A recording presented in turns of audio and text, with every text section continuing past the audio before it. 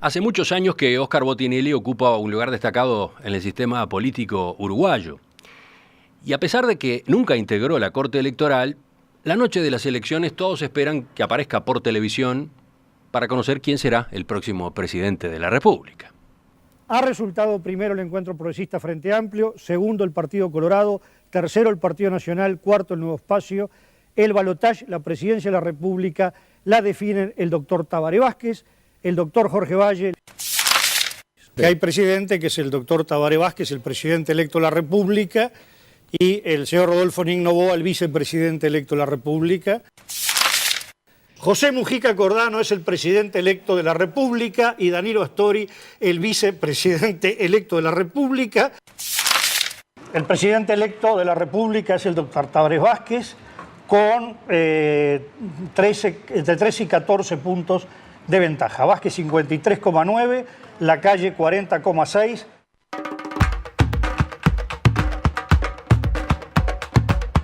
A los 72 años, y después de dirigir la consultora Factum durante casi 3 décadas, el nombre de Botinelli se manejó en los últimos meses para presidente de la Corte Electoral.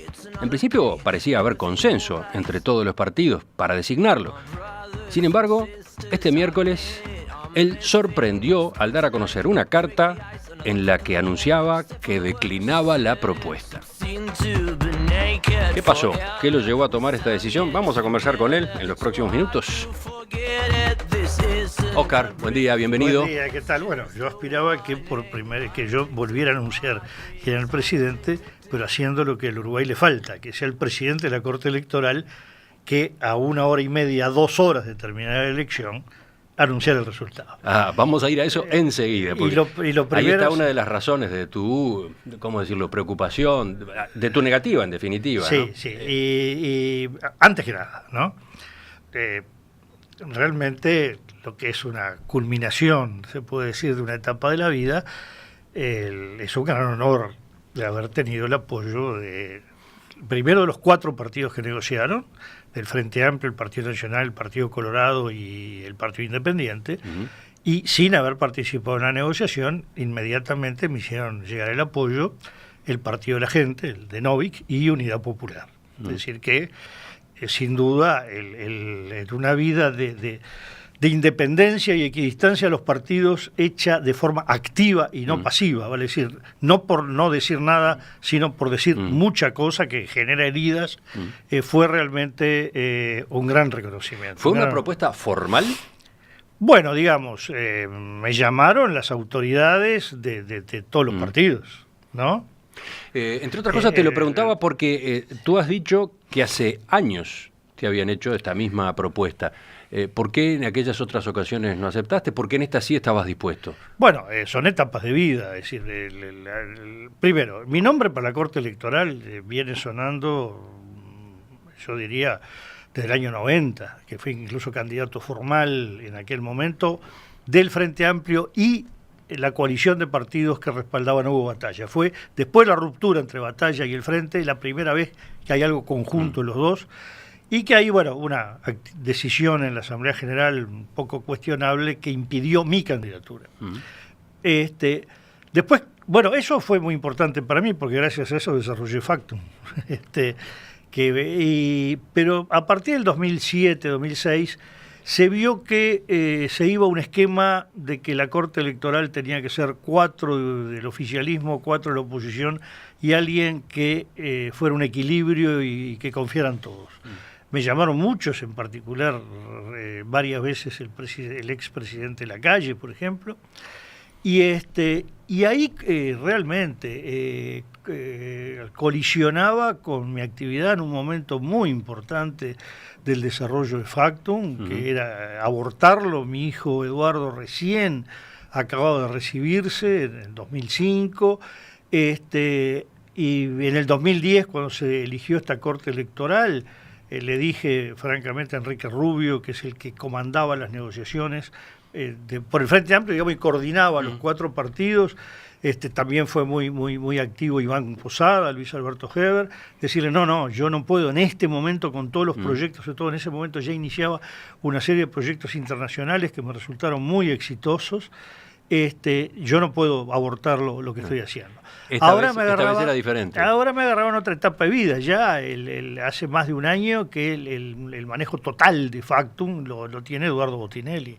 Es decir, yo sigo en una dirección general, manejando lo que parte opinión pública, pero cada vez la está tomando él, más concentrado yo en los análisis políticos, y bueno, y manteniendo mi actividad internacional, y podía estar, dando este paso.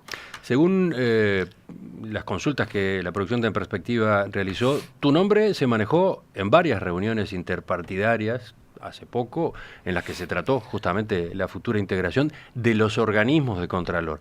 Y en general, aunque nunca hubo una definición formal, parecía que había un buen ambiente para designarte. ¿Por qué es que ahora, miércoles, tú salís con esta carta? Pasa lo siguiente,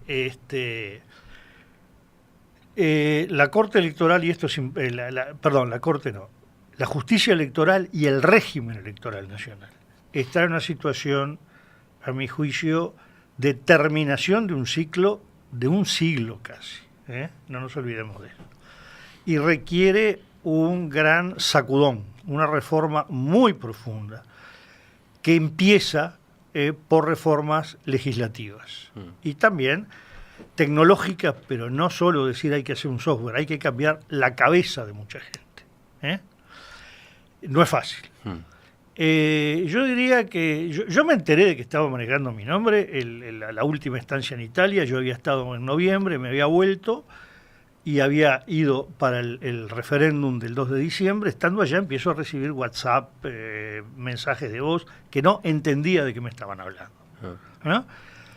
Cuando aterrizo me piden una reunión urgente para el otro día, no sabía para qué era, y se me zampa la propuesta de la Corte Electoral en un tono que no era oficial, en el sentido que no venía en papel protocolizado, pero digo, era. Y ahí mi primera reacción fue muy difícil esto, no muchos no cuenten conmigo. Estamos hablando de diciembre. 9 de diciembre. Y el lunes 13 se ve que algo me pasó por adentro, y martes 14 ahí hablé con todos los partidos políticos y hubo un pedido de que aceptara, ¿no? Esto no da más, es necesario hacer cambios profundos. Yo venía impactando por un hecho. Un plebiscito como un balotaje es lo más sencillo, ¿no? Hay dos opciones. Las urnas se cierran en Italia el domingo 2 de diciembre a las 11 de la noche. A las 12, el presidente del gobierno en cadena renuncia porque con los datos oficiales había perdido. Sí, esos tiempos europeos son ojo, para nosotros completamente impresionantes. Se vota en papeles, no es que el voto electrónico, no, en papel. Yo que fui siguiendo el escrutinio minuto a minuto, a los 45 minutos ya había más del 60% escrutado.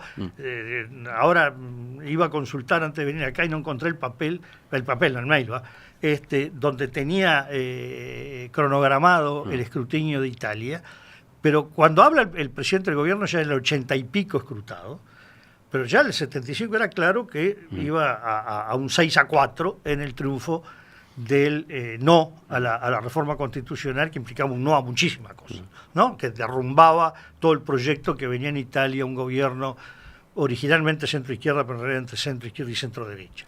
Y bueno, no puede ser que acá no es consciente todavía con claridad ni la gente que está en la Corte Electoral, ni en las dirigencias políticas, que acá se ha salvado a la Corte Electoral gracias a que nosotros Factum, nosotros Luis Eduardo González, desde 1992 somos los que anunciamos el resultado, descomprime el ansia de la sociedad por saber qué pasó, porque en la era del Twitter no se puede decir esperen 3 días para saber el resultado. Bueno, pero a ver, ¿cómo se ata esto con la decisión tuya de esta semana? Porque por lo que consultamos, entre los partidos había un consenso respecto a que la Corte Electoral necesita modernizarse, que sería bueno introducir cambios. Incluso hasta se hablaba de generar una comisión que elaborara proyectos de ley en ese sentido. Parecía haber un ambiente favorable a estas preocupaciones tuyas. Total ambiente, incluso había algo que estaba sobreentendido, porque yo lo había hablado con todos, cuáles eran los capítulos de reforma, y que incluso yo dije, bueno, yo voy a formar, no la Corte, que voy a discutir 9 personas, la presidencia de la Corte, con gente valiosísima, no voy a manejar nombres, ya se han manoseado demasiados nombres para todo, pero gente que de todo el espectro, algunos casi neutros o fríos políticamente, pero que pueden entender de derecho penal, porque hay una parte penal electoral, de derecho administrativo, gente que ha trabajado en la Corte Electoral, etcétera. Y bueno, en 4 meses redactamos lo que podemos llamar las leyes de urgencia, lo que hay que hacer para que funcione en el 2019, y después redactar un código cívico electoral que modifique todo permanentemente. Gran entusiasmo, pero el tema es el siguiente. Pasaron casi 2 meses y medio desde que yo di el sí. Y se ata la negociación de la Corte a la de la Suprema Corte, y si no se resuelve la Suprema Corte, no se nombra la Corte Electoral. Primer cosa, si la Corte en el mejor de los casos se nombraba en marzo, 4 meses, que es redactar una ley a marchas forzadas, y 4 o 5 para aprobarlo, es el tiempo para tener una ley en octubre. Si la ley no estaba a fin de octubre, no hay cambios para el 2019. Con estos juegos, ¿quién garantizaba que esto se hacía? Segundo, si se ata la Corte Electoral, que ya era una autopista, ya estaban casi todos los nombres, lo único que faltaba que el Frente Amplio designara sus 4 nombres, pero ya tenía una media docena que estaban en danza, y lo atan a la Suprema Corte. ¿Quién le garantiza que después no aten la aprobación de la ley electoral al apoyo en la rendición de cuentas a una ley no se sabe sobre qué? Pero es que se negocia en paquete, esa es la onda últimamente. Bueno, entonces si van a negociar en paquete la ley, la posibilidad de que salga es mínima, ¿no? Primero, la Corte Electoral nunca se había negociado un paquete. Históricamente sí se hacía un mini paquete Corte Electoral Tribunal de Cuentas. Haber mezclado con Suprema Corte de Justicia la primera vez en la historia.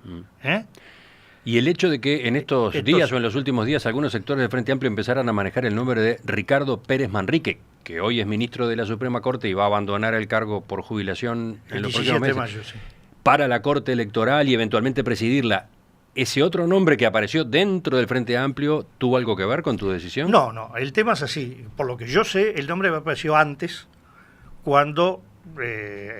porque realmente tenían la idea que era muy difícil que yo aceptara, cosa que era real, por las señales que yo daba. Y yo hace 15 días que ya le había dicho a todos, miren que yo de esto me bajo, Y bueno, y había gente que, obvio, siempre hay gente que no le gusta el nombre de uno, pero estaban también pensando, bueno, hay que poner otro nombre en carrera, ¿no? ¿Tú advertías que te bajabas por los tiempos que estaban corriendo? ¿Por cómo se demoraba? Porque yo había fijado un deadline, es decir, en Carnaval termina la siesta estival de este país y después termina la siesta, o yo soy presidente de la Corte Electoral o tengo todo metido otra vez en factum, punto. No puedo estar en un limbo 2 meses y medio, tengo mi vida hecha, tengo un camino, Yo no soy una persona que haya vivido y estado, nunca en mi vida ocupé un cargo público, Entonces es distinto a los que pasan de un cargo a otro. Entonces hay una opción de vida también. Y yo ya había entrado en el franco negativismo de las posibilidades. Si no se hace una transformación profunda, la elección del 2019 va a ser como el 2014. Y entonces, bueno, la situación cristaliza cuando esta semana se sabe que no llegó a un acuerdo político, por ejemplo, para la Suprema Corte.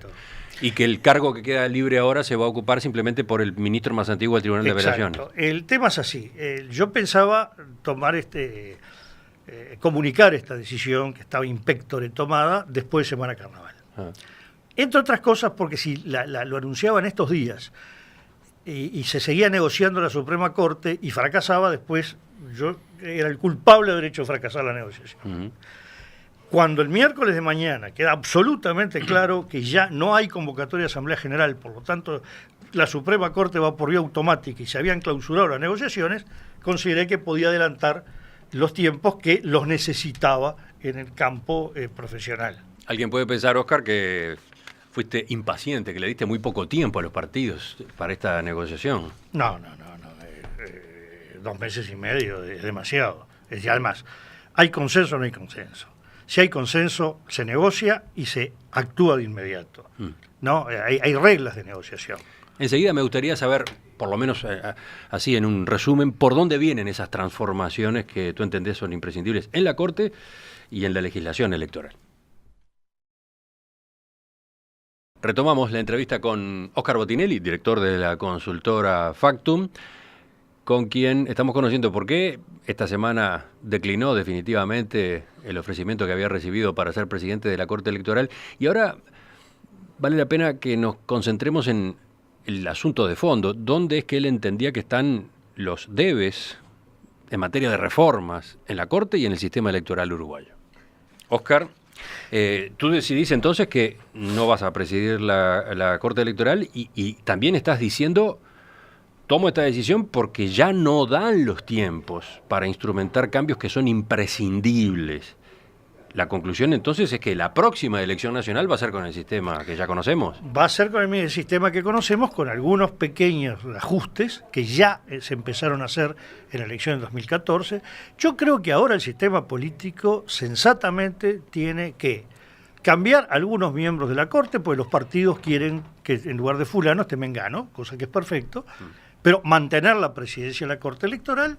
Notoriamente José Arocena no es un hombre de esta temática, no es un especialista electoral, tiene una formidable capacidad de gestión, ya apenas asumió, él viene de suplente, ¿no? Y asumió a mitad del periodo, agarró el ciclo electoral nacional 2014-2015 en marcha, ya hizo pequeñísimos cambios que sirvieron mucho, hizo un convenio con la Universidad de la República para proyectar académicamente las cosas electorales, de la Corte Electoral, hizo un seminario sobre financiamiento de partidos. Es decir, yo creo que a altura lo sensato es no cambien de caballo a mitad del río, continúen con el doctor José Arocena y no empiecen a experimentar nuevas soluciones. De fondo, empiezo por el final. Hay dos que me parece... Porque tú hablas de profundas transformaciones que se requieren. Primero es lo siguiente. Uruguay en 1924 construye el sistema en materia eleccionaria más garantista del mundo. No es una exageración, no es uruguayos campeones de América del mundo. Esto es objetivo. Que fue necesario porque había un elenco político que lo que quería era pacificar definitivamente el país y modernizar el país y el Estado. El país estaba modernizado social y económicamente y estaba trazado políticamente. Esto fue formidable. El registro cívico, primer registro donde están todos los ciudadanos del país con foto, impresión digital y domicilio, fue una innovación fantástica. ¿Qué pasa? Está por cumplirse un siglo. Contra lo que se cree, en Uruguay no hay incendios en las elecciones porque hay un acto de fe en que existen garantías. Pero en la última elección departamental se suman los votos de todos los partidos, más en blanco, más anulado, y faltan 77.000 votos en relación al total de votantes. ¿Fue fraude? No, probablemente, seguramente. Fue gente que votó solo alcaldías y no intendencias. Pero no puede ser, ningún banco le admite que diga estos $77.000 que faltan, capaz que fue, no, aparezcan, les vamos a dar vuelta que se caigan las monedas del bolsillo. Esa es una señal de alerta, decís tú. Sí, la elección, que una de las posibilidades que hay, que venga muy reñida la próxima elección. Y no digo 77.000, hay 10.000 votos que no cierran. Acá sí en este país pasan cosas, como pasan en otros países en que se duda de la transparencia. Y entonces, porque el acto de fe, ¿cómo se evitan esos riesgos? ¿Que en esa materia concretamente qué es lo que falta? Bueno, esto es toda una serie de cambios, hasta del tamaño de la hoja de votación. No puede ser que cuando alguien va a los cuartos secretos, sobre todo las cabinas estas últimas que se inventaron, no pueda encontrar la hoja de votación, porque están en unos plásticos, y el que tiene delegados y pone el plástico en el mejor lugar va a llevar algunos votos de ventaja, cosa que está comprobado, hicimos estudios sobre eso, ¿no? Que tiene que haber todo un protocolo. Pero no hay que ir al voto electrónico, concretamente. No, el voto electrónico, no me quiero... digo porque es una de las discusiones, ¿no? Esa proliferación de papeleta, todo el gasto fenomenal, la dificultad de que estén todas las hojas, efectivamente. Bueno, hay formas de hacer, yo tenía todo el proyecto completamente... O sea, diseñado. no es necesario, según tu visión, ir al voto electrónico. No, es peligroso el voto electrónico todavía. Eso está interesante, está bueno para discutir. Y lo dice no una persona que se horroriza con la informática, que hace 30 años que vive de la informática y hemos desarrollado en Factum programas de manejo de datos electorales y del padrón del registro cívico, al punto que hemos descubierto en la elección de 2014 7 personas que estaban inscritas 2 veces, que la Corte Electoral no lo había descubierto. Pero igual, con nuestro software. Pero igual, desde tu punto de vista, entonces alcanza con el sistema de papel todavía. El voto de papel. El voto. Pero lista ordinal de votantes digitalizada, actas digitalizadas, voto a voto a medida que se abren los sobres digitalizado, filmación, grabación, hoy cualquiera graba con un celular, grabación del momento que se abre, que se pueda revisar cómo se fue abriendo, no tirar los sobres como si fuera algo desechable debajo de la mesa, como se hace, sino que la cantidad de sobres, con la cantidad de tirillas, con la cantidad de elementos de voto deben coincidir. Este es un balance que tiene que cerrarse. 7.000 y pico de mesas es un exceso, no se puede preparar tanta gente. Y no se puede preparar 2-3 meses antes. Ya este año tenía que empezar la selección y preparación de los miembros de mesa, con programas didácticos, sin lenguajes jurídicos, que incluso tiene hasta errores jurídicos, ese lenguaje jurídico. A la gente no se puede decir, porque los votos válidos con hojas anuladas dentro del sobre, vaya a entender. Entonces, lo que hay que hacer es todo un protocolo y todo un procedimiento. En Galicia son 1.200 votantes por mesa, y acá con 400 hay formidable cola, porque lo que demoran las mesas. Las mesas tienen que tener mucho más que 3 miembros, pero solo 3 para decidir. Pero tiene que haber gente que apoye en informática, que controle las puertas. Puede haber 2, 3 y hasta 4 cuartos secretos por mesa. Hasta 4 funcionan según el tipo de elección. Esto está probado en el mundo. Esa es una parte de las reformas pendientes. Entonces, es velocidad, porque no puede ser que exista Óscar Botinelli o Luis Eduardo González para que se sepa cómo fue la elección. Tiene que ser la Corte Electoral. Tú decís que tiene que ser la Corte Electoral la que muy rápido, en la misma noche de la votación, dé a conocer el resultado oficial. Digamos, o dé a conocer un escrutinio rápido, una proyección de escrutinio. No, puede hacer un, digamos, oficial primario, sujeto a, ¿no? Pero con un conteo de los votos. Yo diría, el 90 y tanto % de las mesas pueden estar en un lapso bien entrenadas, bien elegidas, de 2 y 3 horas. Donde más la gente no tiene que andar buscando dónde vote. Yo soy además ciudadano italiano. Tengo el equivalente a la credencial italiana, que no tiene ni foto ni impresión digital, porque uno vota con el documento de identidad. Eso es para marcarle a uno, y dice que voto en la escuela Vanni de Como Nord. ¿Qué quiere decir?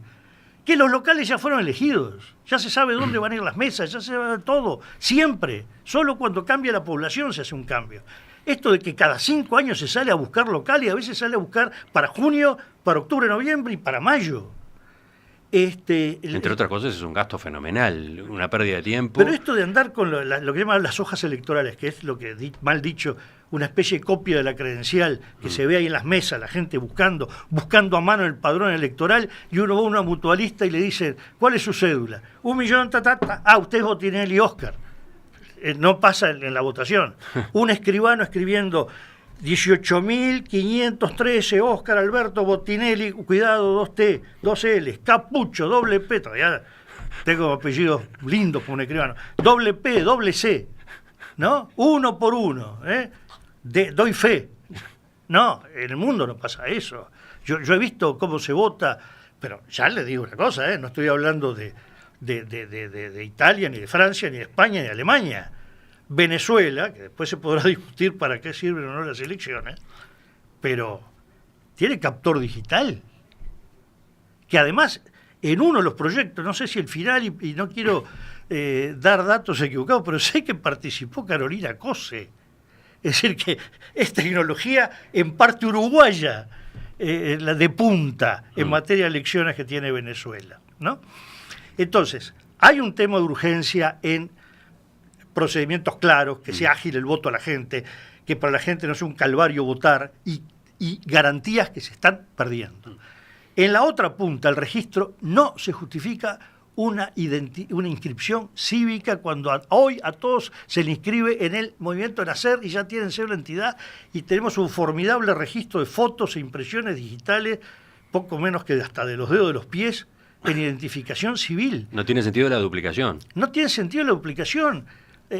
Mi hijo Eduardo, que además nació en Buenos Aires y tuvo que hacer el trámite de ciudadanía por lo que se llama jus sanguinis, por ser hijo de, empezó el trámite acá, y hablemos claro, trámite que tenía gente, amiga, que decía, bueno, vaya rápido, por oficinas, no llegó a votar en las internas de abril del 99, y en cambio sí le llegó en marzo, que el 13 de abril del 99 había elecciones en Como. En Italia. En Italia, automáticamente, sin ir a ninguna oficina. Después le llega de una parte del mundo al otro, atravesando un Atlántico, la cartulina con la convocatoria al voto.